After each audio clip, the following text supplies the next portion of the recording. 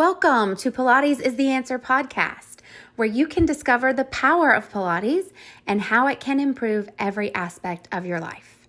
We are your hosts, Stacey Jernigan and Pearl Dahmen, and we look forward to introducing and sharing all of the questions about which Pilates is the answer.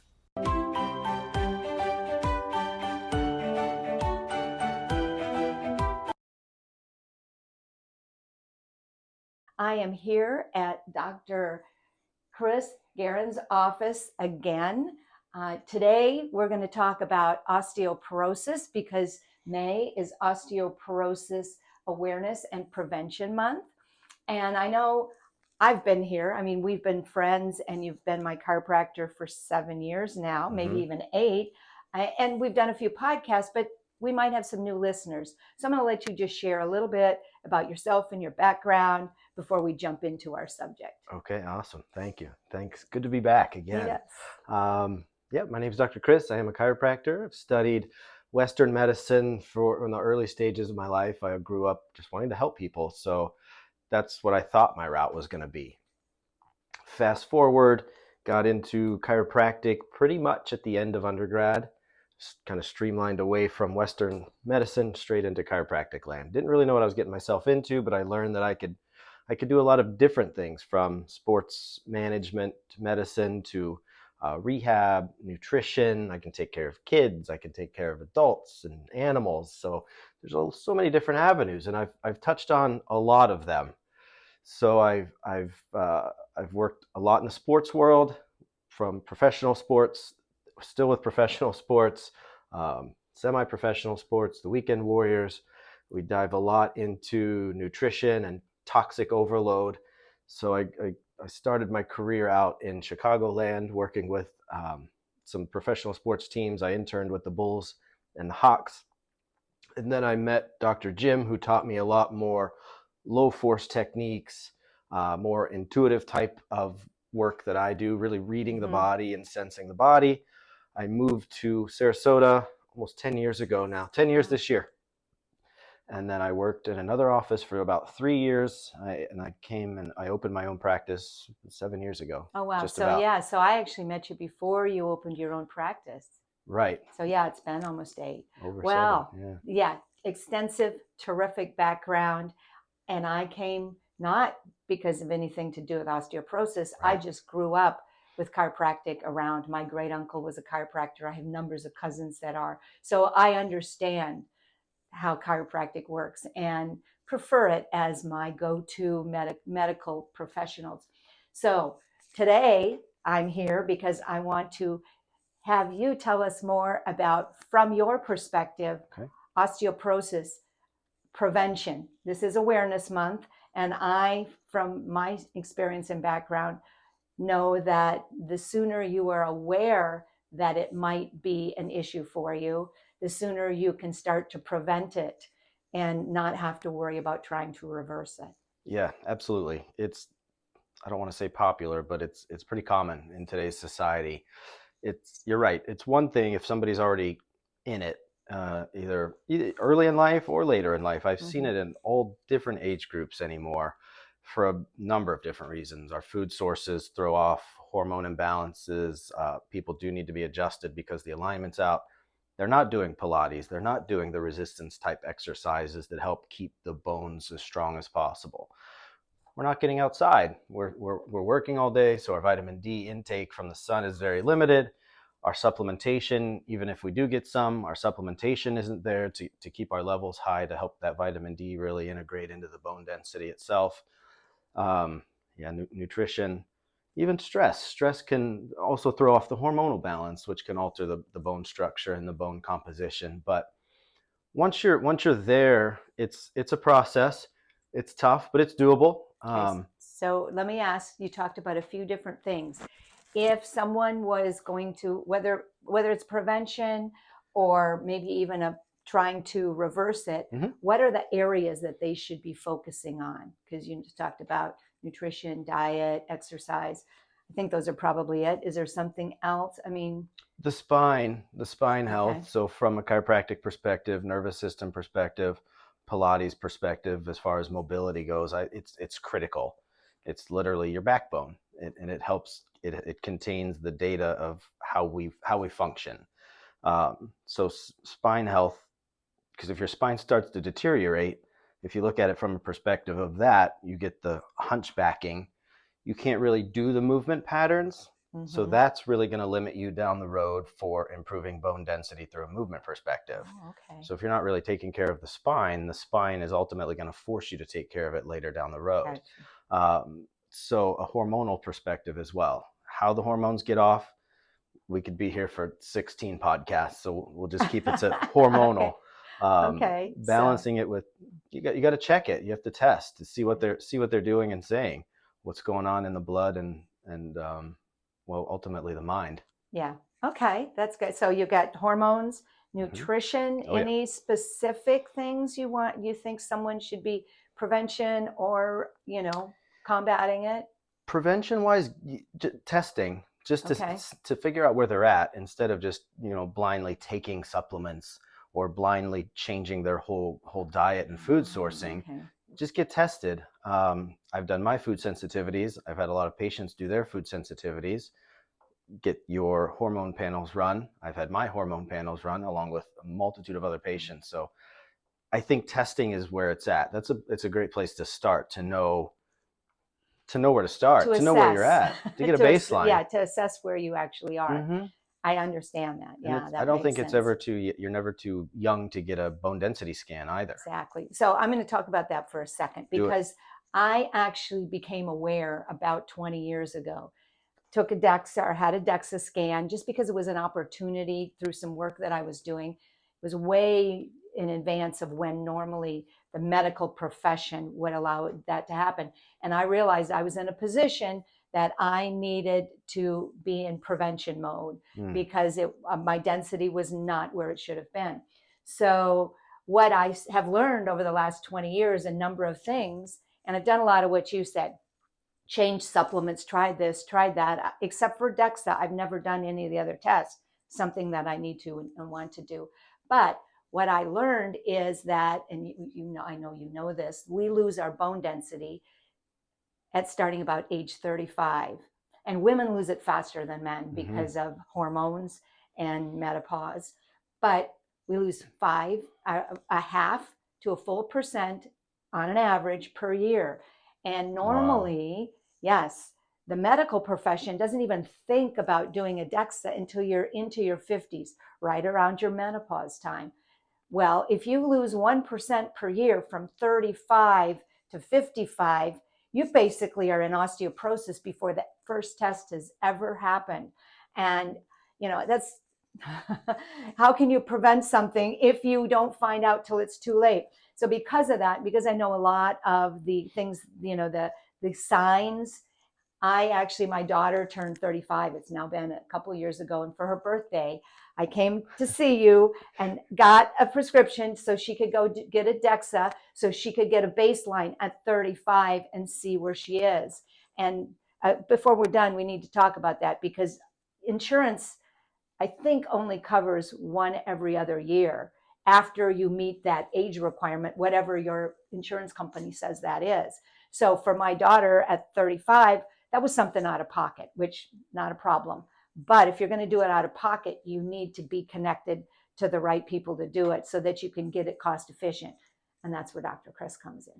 But anyway, so I took a little bunny trail, but let's get back to what we were talking about, the things that you need to do to find out, prevent it, to be aware of where you are. Yeah, get tested, figure out how to measure your stress levels too, whether it's the heart rate variability monitor, tracking your sleep. Sleep is also big for hormonal balance and regulation.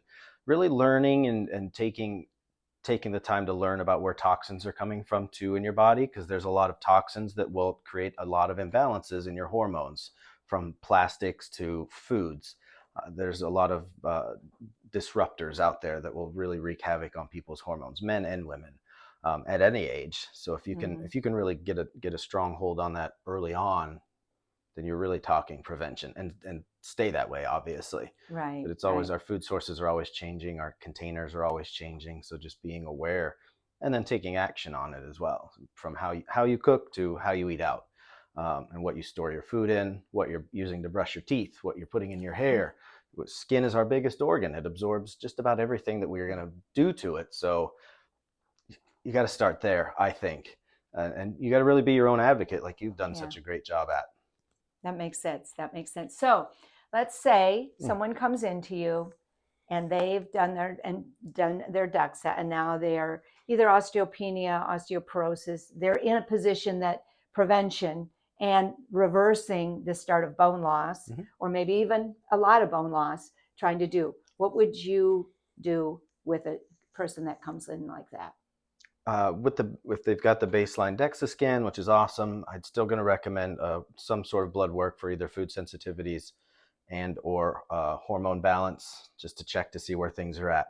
Also going to check them as a chiropractor. We got to check the spine and the nervous system to see alignment, how the nervous system's functioning. Because if it's not functioning well, if it's exhausted, then the physiology is not going to be a great system to help create balance. It's not going to absorb the vitamins, supplements, nutrients that we're putting in it. So we have to reset and get it out of that fight or flight response. Okay. Oftentimes when we're in that, you got extremely off cortisol levels, which also can contribute to abnormal bone density results. So we get a baseline, no matter where somebody's at. There's no judgment. It's if you're 35 or 65, we're going to look at where things are. But if they're in that osteopenia to osteoporotic stages, we're going to set some goals. We're going to figure out what and why, what the driving factor is. If they don't want to get to 90 and have to worry about falling and breaking something, or even at this stage in the game, they don't want to fall and break anything now. So we set the goals, and then we'll develop a game plan, whether it's get outside more, how much do they need to be in the pool versus Pilates, or both, resistance exercises, walking some stairs, going to the celery fields, whatever it is if they're local. Figure out a game plan for their nervous system. And then if there's supplements involved, we're going to talk about that. Definitely touch on nutrition. It's huge. I mean, what goes in is what we're going to get. We're creating our body by what we're putting inside of it. And then sleep. That's the start. There's way more. I try to keep it as simple as possible, because people aren't going to change what they're doing. Everything that they've done has gotten them to this point. So it's kind of soften the blow. Changing a habit is not an easy thing to do. No, but it's worth it. So that's why we set goals first. One at a time is the easiest way. Yep, that makes sense. Yeah. So say someone came into you and they had been to their doctor and got their DEXA, and the doctor's like, we've got these great drugs that'll fix it all up for you. And someone like me would go, drugs, not so sure I want to do that. And so share your perspective on any of the medications that they now are creating that are supposed to help reverse the loss of bone? Yeah, there's always something new and exciting on the market, whether it's a medication or even a supplement. I'm not one to quickly jump from here to there to try the next best thing. I've had a lot of experiences, either personally and with my patients, who have done that exact thing. They've chosen the medications, and they seem to jump from different ones until they either find one that they find one that kind of works because the previous 3 didn't work, or the patient's fed up because they haven't changed any of their lifestyle and they're simply trying to rely on a medication. That happened in my life. Someone close to me, it was my mother. She this is before I couldn't even spell chiropractic at that point in my life. It's probably been almost 20 years ago, over 20 years ago. So she opted for the medication. I wasn't involved in her healthcare at that time, so what did I know? So she went for exactly that, medication to medication I think there was 3, maybe even 4. There's definitely 3, maybe even 4 medications that really took a toll on her hormonally at that point in time too, because it was menopause, postmenopause. It forced her to have almost an emergency hysterectomy. They took out most of the very important organ systems that help create hormonal balance. So from osteopenia, went full-blown osteoporosis, even though she was medicated, went to full-blown hysterectomy. And she was pretty sick for a while. And then finally I got into the chiropractic land and started learning these things and started figuring out that the body can heal itself. You just have to give it the right tools. Mm-hmm. And it took her a good 3 years to actually listen to me, maybe longer. I got her into a chiropractor while I was still in school. She started working out, and we actually reversed the osteoporosis. It was full-blown osteoporosis at that time. I don't remember the scores, but they were osteoporotic in just about every category. Oh, wow. At all the levels. And all in all, once she started listening to me, it took about 8 years, but she had a normal DEXA or bone scan. Oh my gosh. So I'm never one to, I'm always going to refer people back to their medical providers for the administration and the guidance on the medicine or any surgeries or anything like that. That's not my wheelhouse. But I've been able to observe and see these different patterns that most people go through. Mm-hmm. And they put themselves under the impression that they don't have to change anything else if they're just given a pill or a shot or whatever it is. And ultimately, you can't say one thing weakens another. You can say a lack of change definitely prevents you from getting stronger and rebuilding the bones like you can. Yeah. The body can do it. It just takes patience. Absolutely. And well, work. And that's a key. And one thing I've believed for a long time is the body is a miraculous thing, mm-hmm. and it can heal nearly everything, mm-hmm. if you put it in the right condition. And it sounds to me like you have a good handle on what that condition needs to be, whether it's osteoporosis or something else, right. As a matter of fact. So I want to, I know we're getting kind of into near the end of our conversation, but before we finish, mm-hmm. I want to ask, what are the main things you think someone who has become aware that osteoporosis might be something that they need to prevent? What kind of things would you give as just a general recommendation?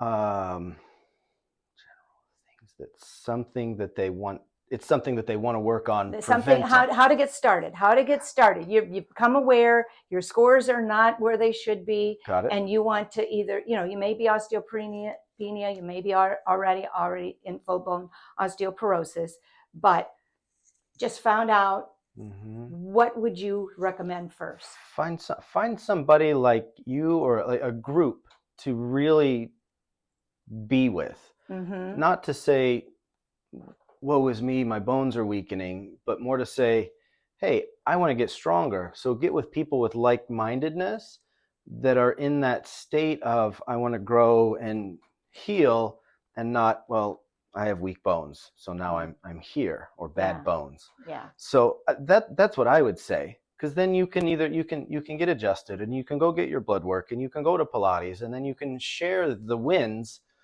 with your people. Well, and that's where I would start. That's a great idea, because if you're trying to change, then having that support, people that help support you in the change, makes all the difference in the world. That's a great thought. I didn't even think of that one. Also wanted to just ask, because again, I came to you for that DEXA, and mm-hmm. just a little brief in case we have someone who's listening, mm-hmm. who wants to come. How does that work if they wanted you to prescribe them a DEXA? I've got to be a patient of mine, so I've got to base it off of medical necessity. Okay. So come in, have a conversation, do an examination. Whether they proceed with care or not, it's up to them. But if we warrant that the bone scan is medically necessary, then we order it. Nice. And we take time to review it also. So I'm not going to just leave them high and dry. Well, we can do it on the phone, but sometimes people like to look at the pictures and go over the reports in person. And I like that too. Yeah. I like to schedule the time and spend it. And then I'll still make a few recommendations from that point in time. Whether they follow them or not, it's always on them, but I'm going to give them my best suggestions based off of who they are, where they are, and then where they want to go. Terrific. So it sounds to me like if osteoporosis, osteopenia are a concern, it's not just focusing on that density of the bones. It is a whole body that you need to focus on. The bones are just one part of it, but the whole body is involved in healing it. Indeed. Indeed. And the mind. Well, that's terrific. Thank you for spending the time on this May Osteoporosis Awareness and Prevention Month. That's a long thing to have to say, isn't it?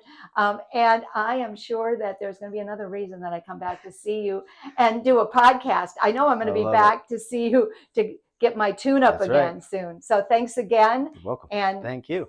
Listeners, thank you. Hope you gleaned something good from this.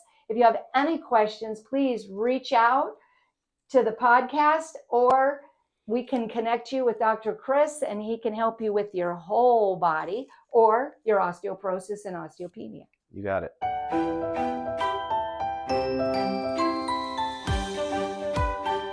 We hope you enjoyed this episode, and thank you for tuning in. For more information, you can find us on Facebook and Instagram at Pilates is the Answer, and on the web at pilatesistheanswer.com. Feel free to message us with questions for which you are searching the answer. We would love for you to follow our podcast, leave a kind review, and lots of stars.